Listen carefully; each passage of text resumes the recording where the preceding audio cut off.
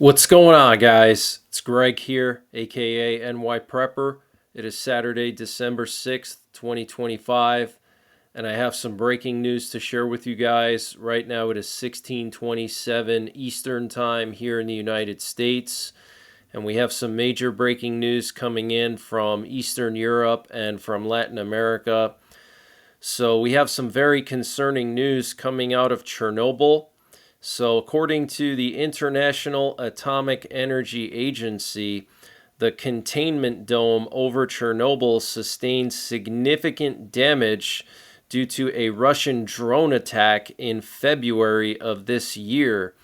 The International Atomic Energy Agency has deployed additional staff to Ukraine's Chernobyl nuclear power plant to conduct a comprehensive safety assessment of the damaged new safe confinement following a drone strike last February, according to the IAEA Director General Rafael Grossi.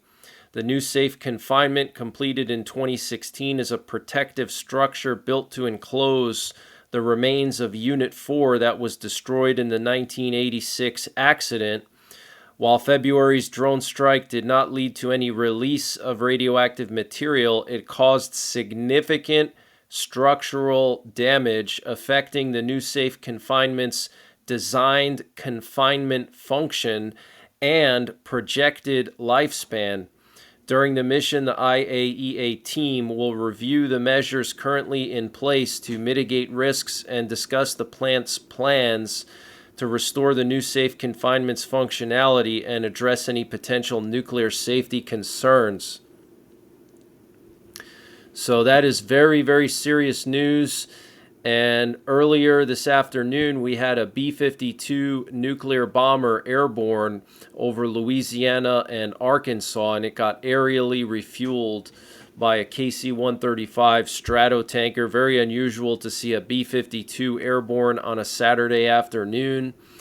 And we have some more escalation towards World War III between Russia and Europe. So Russia terminated multiple military cooperation agreements with NATO countries, including one with Canada, one with France, and one with Portugal. And these were agreements signed during the end of the Cold War and after the Cold War in 1989, 1994, and 2000. And this was approved by the Prime Minister in Russia, Mishustin. Okay, so Russia terminating key military agreements with Canada, France, and Portugal. Very concerning. And if you're not aware, Russia and NATO have already terminated multiple major Cold War era treaties, including the nuclear treaty START, which was created actually by Obama, but that's been eliminated, which put a cap on the number of deployed warheads to like 1,500. So now it's basically back to the Wild West days of nuclear arms, where countries can build as many and deploy as many nukes as they want. We also know that Trump pulled out of the Intermediate Range Nuclear Forces Treaty in 2018.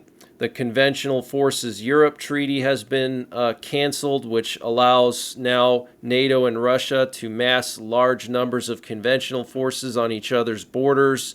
Also, Europe has scrapped their landmine treaty as well.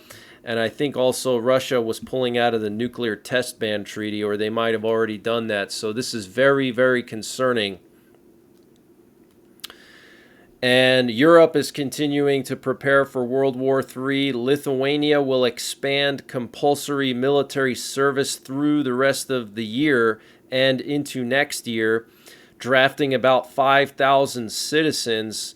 Service will last 9 months and applies mainly to men aged 18 to 23.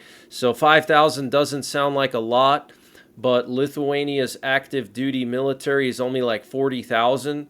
So 5,000 is actually a lot. You know, that's like what, 20% of their military getting drafted. So that's a big deal. Lithuania has a very small population, but obviously they're going to draft more than just 5,000. This is just, you know, the initial test of, mandatory conscription. If it goes well, they'll probably start drafting 10,000, 15,000, 20,000, 50,000, etc., etc. And Germany is now reinstating possible full conscription. A new law passed yesterday creates a mandatory pre-conscription system for men while keeping service voluntary for now. Starting January 1st of 2026, all 18-year-old men must fill out a service questionnaire, and starting July 2027, undergo mandatory medical screening. Wow. All right, so Germany has been debating on bringing back mandatory military service. Many European countries are thinking about doing this, including Poland. Poland has instituted military training for kids in high school, and they're going to learn survival techniques, basics of firearms, shooting, and cleaning. So very, very serious times we're living in. And Pakistan and Afghanistan exchanged heavy fire along their border late on Friday, officials from both countries said, amid heightened tensions following failed peace talks earlier this week. There were no immediate reports of casualties, and we're hearing that a large number of people were seen evacuating the Pakistan-Afghanistan border, and the Taliban sent reinforcements to the border of Pakistan.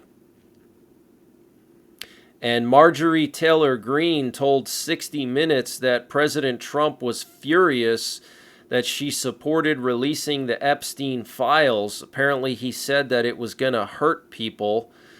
And yesterday, there was a massive attack on Ukraine. Russia launched over 650 Shahed drones targeting multiple thermal power plants. And what's very concerning is that the Ukraine air raid alert map showed another radiation danger in western Ukraine. This was the second time this happened in the last few weeks during a Russian drone attack. There was a radiation emergency that was posted for the Vinnytsia Oblast, which is in western Ukraine, closer to central Ukraine. All right, so second time this has happened in the last few weeks. And Russia attacked the Kryvyi Rih thermal power plant with ballistic missiles and drones. They also attacked a power plant in the Kyiv region, causing multiple power outages across the region. Also, a thermal power plant in Lviv was hit. And we're hearing that the U.S. could partially withdraw from NATO as early as 2027 if Europe does not take on more defense responsibilities. The U.S. wants Europe to take over the majority of NATO's conventional defense capabilities, from intelligence to missiles, by 2027, Pentagon officials told diplomats in Washington this week, a tight deadline that struck some European officials as unrealistic. Wow. And a vehicle rammed into a crowd in St. Anne, Guadeloupe, that's in the Virgin Islands, the French Virgin Islands, during a Christmas event yesterday. At least 12 people were run over. Wow. So guys, if you're going out to any kind of Christmas tree lighting ceremonies, if you're going to be going to Christmas parades, anything Christmas and New Year's related, make sure you're on very high alert. Be aware of your surroundings. Carry a self-defense tool if you can, or multiple self-defense tools based on the legality of that in your area. And also always be aware of the nearest concealment and cover locations wherever you are, and where exits are located. And worst case scenario, if you cannot find cover or concealment, just hit the floor and lay as flat as possible and cover your head. And make sure your vital organs are facing the ground. And last night there was a near total blackout in Havana, Cuba, for some reason. And China is now building 16 high-altitude bases To dominate the Indian border, China is rapidly expanding high-altitude military infrastructure on the Tibetan Plateau, according to a Wall Street Journal analysis of 100-plus satellite images. Wow. And the UK is planning to transfer $8 billion worth of frozen Russian assets to Ukraine. And Russia and India unveiled a 5-year plan on Friday to bolster economic and trade partnerships in the face of Washington's tariffs and sanctions. And India struck a new military pact with Russia, giving India access to Russia's naval ports in the Arctic. And Russia will train the Indian Navy on operating in the polar north. So Russia making a mockery of Trump and building ties with India shortly after the U.S. and India had meetings. So very, very serious news.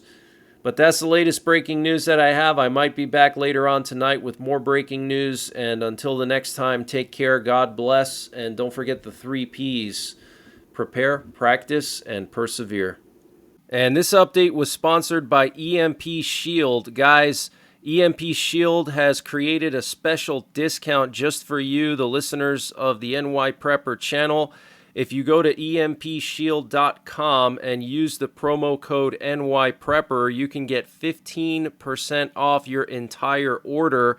And why do you need an EMP Shield? Well, this is a special device to protect your vehicle, your RV, your solar generators, your radios from an electromagnetic pulse, which could be caused by a solar flare or potentially a rogue country like North Korea detonating an electromagnetic pulse weapon over the United States that's mounted onto a satellite.